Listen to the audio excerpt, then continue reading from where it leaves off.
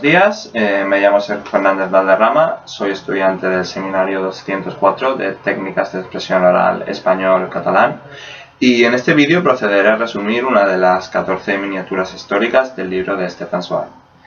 La miniatura que he escogido es la titulada El descubrimiento del Dorado. Dicho capítulo nos sitúa en el año 1834, cuando un señor llamado Johann August Sutter se embarca en un vapor americano huyendo de los tribunales de justicia europeos que lo acusan de haber falsificado moneda y de otros delitos relacionados.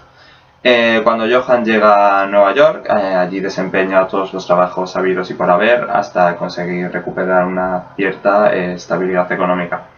Pero en 1836 decide ir más lejos y se traslada a Missouri, donde se hace con una pequeña propiedad de tierra y se convierte en campesino.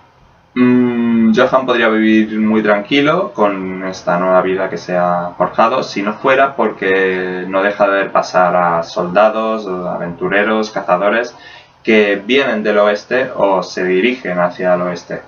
El oeste, esta palabra empieza a tomar importancia en la cabeza de Johann, puesto que se dice que es una especie de tierra prometida donde la leche y la miel fluyen y están al alcance de todo el que quiera tomarlas.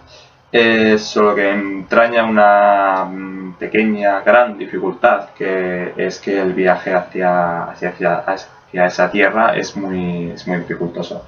Pero Johann tiene alma de aventurero y esto no lo consigue echarlo para atrás y consigue juntar a 2 oficiales, 5 misioneros y 3 mujeres y organiza una pequeña expedición hacia California, que es esta tierra prometida.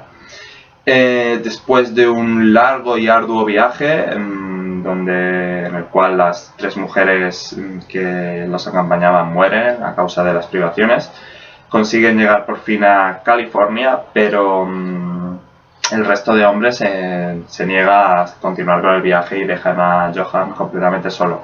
Pero ni corto ni perezoso, sigue con su viaje, consigue hacerse con un pequeño velero y cruza el Océano Pacífico hasta llegar a desembarcar en la ciudad de San Francisco, que por aquel entonces no era la gran ciudad, ¿no?, que todos conocemos hoy, sino que simplemente era un pequeño pueblo pesquero donde cundía la anarquía y bueno, estaba un poquito dejado de la mano de Dios.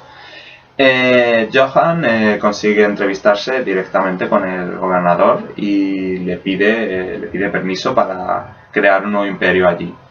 El gobernador no pone ninguna traba a esta petición y le concede el permiso.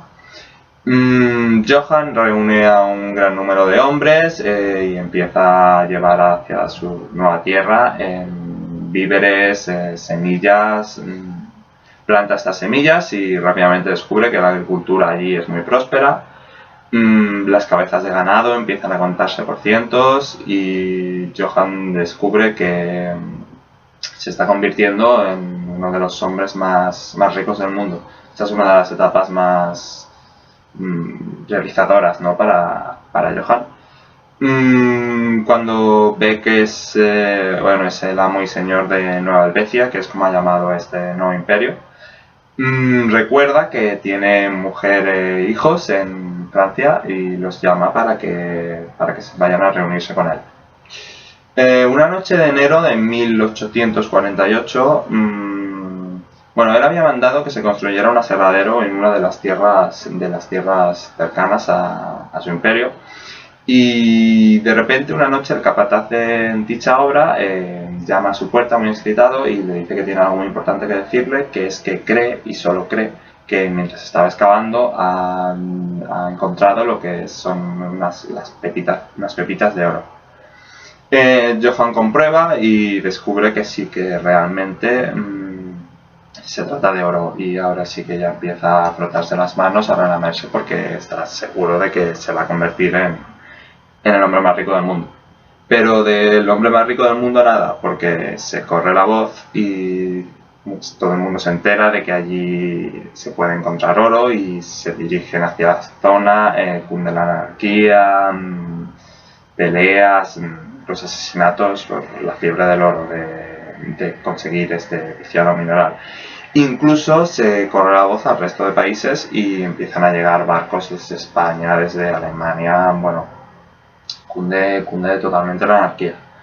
Johan intenta excavar, intenta conseguir llevarse algo de ese oro, pero los suyos lo apartan violentamente y tiene que retirarse a una pequeña granja que tenía en una zona un poco más alejada de allí.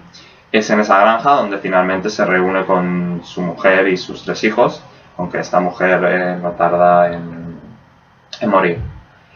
Ahora que ya vuelve a contar con brazos fuertes y sanos, que son los de sus hijos, en esa granja vuelve a dedicarse a la agricultura y en poco tiempo vuelve a forjar, vuelve a enriquecerse. Llega 1850 y por fin California se anexiona, se incorpora a Estados Unidos y es cuando por fin acaba este periodo de agitación, de locura, puesto que empieza a someterse a las leyes de los Estados Unidos.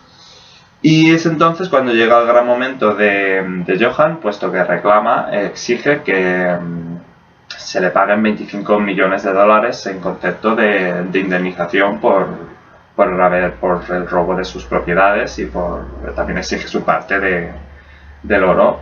Y finalmente, cuando pasan 5 años, el incorruptible juez Thompson, que fue el primer juez del estado de California, falla a su favor y efectivamente le reconoce sus derechos y le concede la indemnización que él estaba pidiendo. Pero esto, por supuesto, no es nada bien visto, no se ve nada bien por parte de la gente que debería pagar esa indemnización, y vuelve a cundir la anarquía. Se incendia el Palacio de Justicia, se lincha al juez y los hijos de Johan mueren a causa de este altercado y el propio Johan consigue salvar la piel de milagro.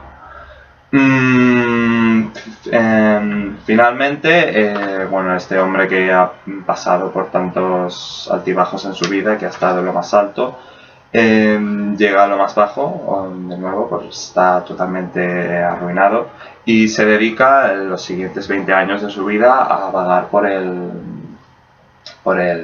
juzgado de Washington, pidiendo que se haga justicia. Ya no quiere dinero, puesto que el oro ha sido el que ha conseguido, bueno, el que ha arruinado su vida. Lo único que quiere, ya no quiere dinero, quiero decir que es el dinero es el oro es lo que ha acabado arruinando su vida, sino solo quiere que se haga justicia y que se reconozca que, bueno, la próspera ciudad de San Francisco se ha edificado en territorio ajeno.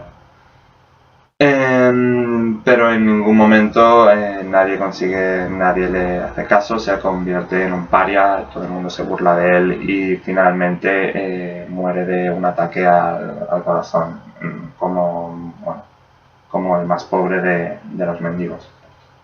El motivo por el cual he elegido esta miniatura en concreto es porque, bueno, la historia de Estados Unidos, sobre todo la del siglo XIX, es un tema que a mí sinceramente me interesa bastante.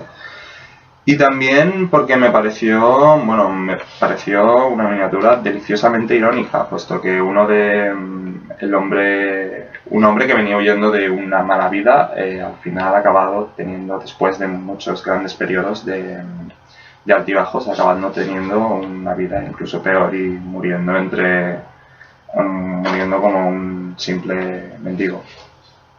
Y bueno, hasta aquí mi intervención. Espero que les haya gustado y muchas gracias por su atención.